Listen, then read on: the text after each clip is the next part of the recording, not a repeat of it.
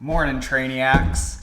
This is probably the most anticipated, most requested shoe review that I've ever done. This is the Hoka One Carbon X. I have probably put in about 50 kilometers, somewhere around 30 miles, fast stuff, long stuff, slow stuff, easy stuff, a little bit of off-road stuff. I know a lot about this.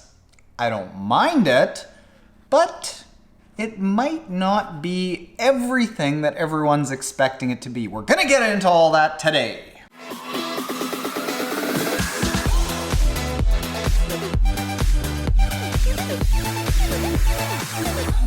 So all right, this is the Hoka One Carbon X shoe. This is like Hoka's answer to the Nike Vaporfly Flyknit 4%. This is supposed to be the fast, the carbon enhanced, the extra springy racing flat. It's 8.8 ounces, so it's not terribly light, but it's also not terribly heavy. It's kind of in like a daily light-ish sort of trainer weight. It is a 35 millimeter heel, a 30 millimeter forefoot, so a 5 millimeter heel to toe drop. It's also fairly stiff, basically just like the stiffness of what you'd see in the Vaporfly 4%. So the idea of this is that you're going to get a shoe that stiffness ends up creating tension and boom, springing you forward. Now the nice thing about this shoe over this shoe is that the, let's even say like the next percent is upwards of $300 US, whereas this Hoka One Carbon X is only $180.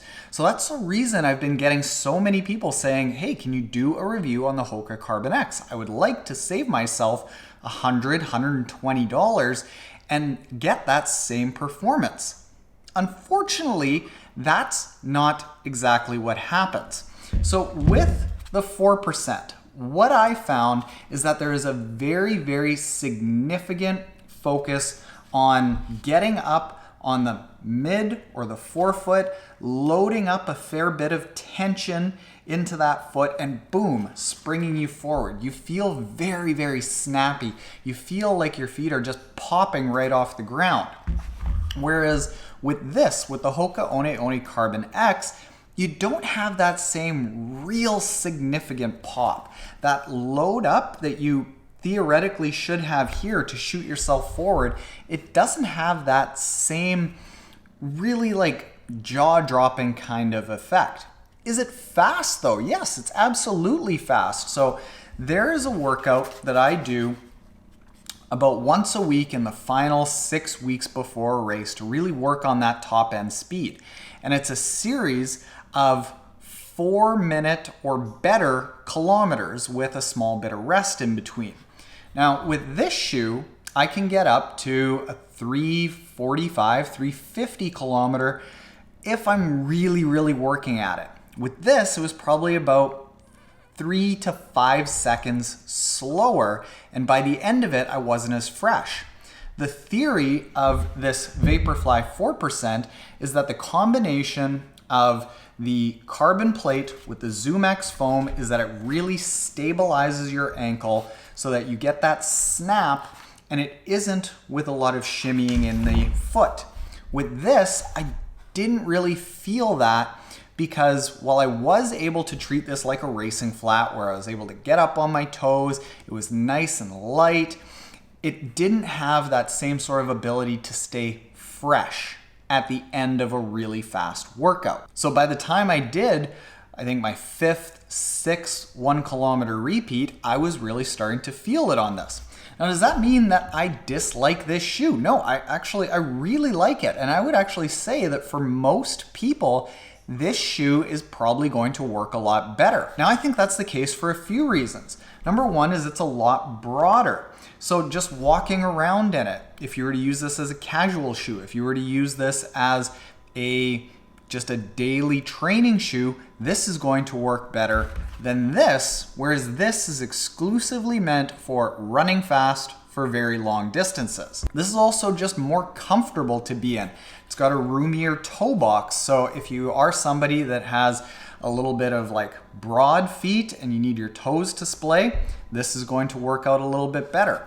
As far as coolness, this is constricted a little bit more than what you might expect for a lot of racing flats, but the tongue is like medium thickness. It's appropriately thick, not so thick that it's going to bunch up and get in the way, but not so thin that it's essentially non-existent. If you're looking at using this for a race, you've got that nice loop on the back so that you can pop the shoe on really easily, and combine that with some speed laces or some elastic laces, and the tongue in this is nicely, like it's stitched in and elastic so that it'll stretch a ton and you'll be able to get your foot in there really easily.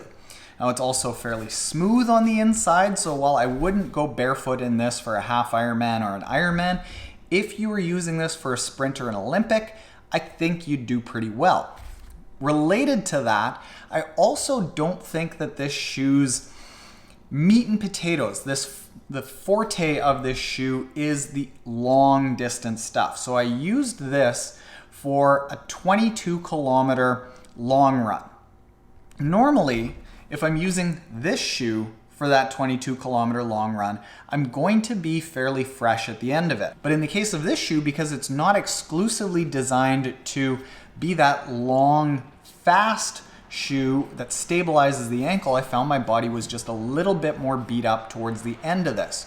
So where this shoe really slots in is if you want a fast shoe, if you want a shoe that also is good for your recovery runs, good for your speed workout, good for your general runs, it's going to be good. Also, if you are an athlete that's looking for a very fast shoe, and let's say you weigh more than 190 pounds, whereas under 190 pounds and close to that 5.5 minute kilometer mark or faster, this works really, really well. But if you're going for an Ironman, a half Ironman, any sort of race where you're 5.5 minutes per kilometer or slower, or you are more of a Clydesdale athlete where you're 190 pounds or higher, I think this is going to end up being a better shoe for you.